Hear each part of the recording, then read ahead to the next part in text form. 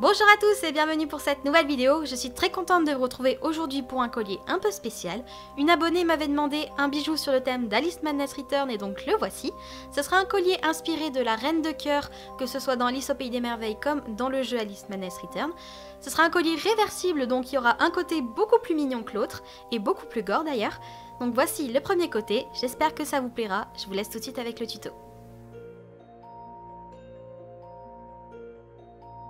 Pour commencer, on vient aplatir de la pâte marron que l'on vient mettre entre deux feuilles d'alu froissées. Ça va nous permettre de faire un effet cuir des deux côtés en même temps.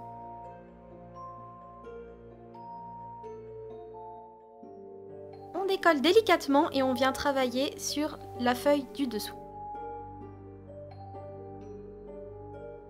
On prend notre gabarit et on vient le découper tout autour. Donc la forme importe peu, vous faites ce que vous voulez.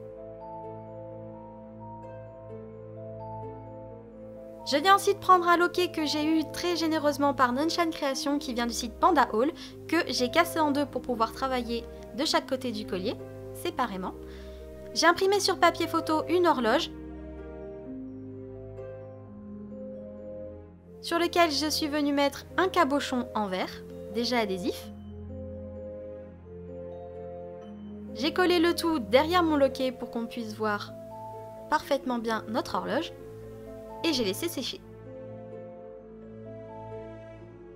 En attendant, j'ai fait plusieurs roses qui viennent de mon tuto Spring Wave, donc n'hésitez pas à aller le voir. Avec l'autre côté du loquet qui me restait, je suis venue évider pour pouvoir travailler à l'intérieur.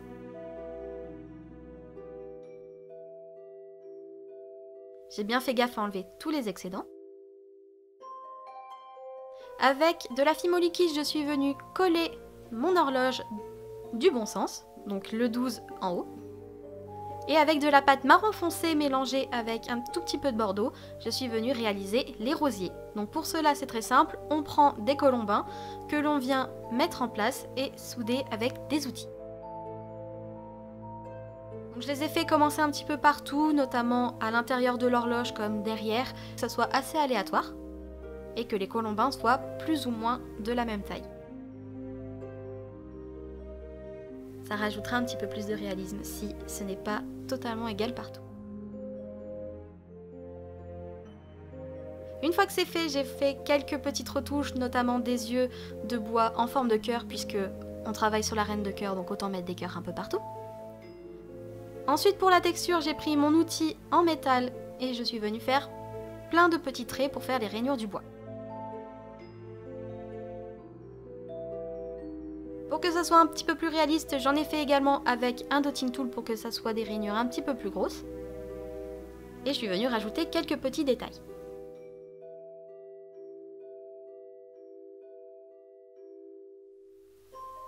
J'ai aussi ajouté quelques épines.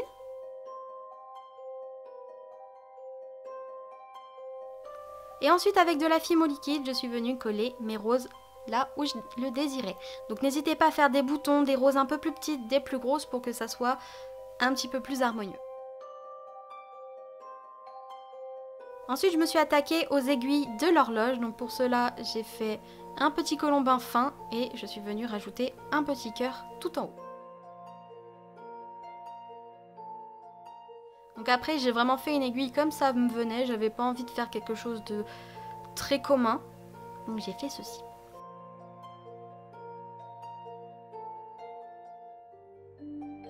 Ensuite avec un autre colombin, cette fois-ci très très fin, je viens réaliser le haut de l'aiguille qui va pointer sur l'heure que je veux.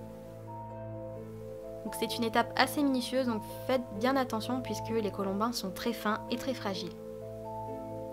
Ensuite je viens réaliser la petite aiguille d'une autre manière.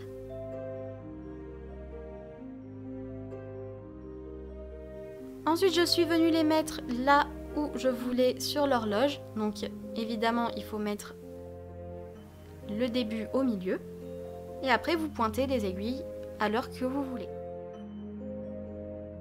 On coupe l'excédent et on vient rajouter une petite boule au milieu histoire de finir le tout. Je viens faire les quelques petites modifications, je fais mes trous et je passe tout ça au four 30 minutes à 110 degrés.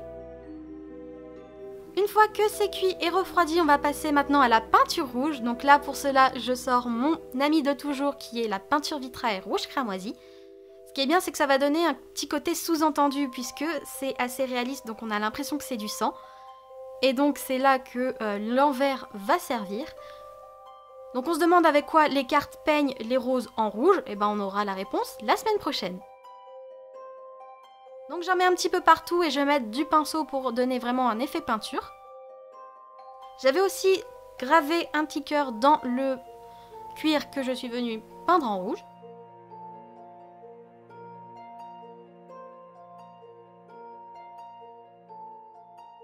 Et à certains endroits, j'en mets un petit peu plus que d'autres, histoire que la peinture vitrail coule et donne un côté plus réaliste.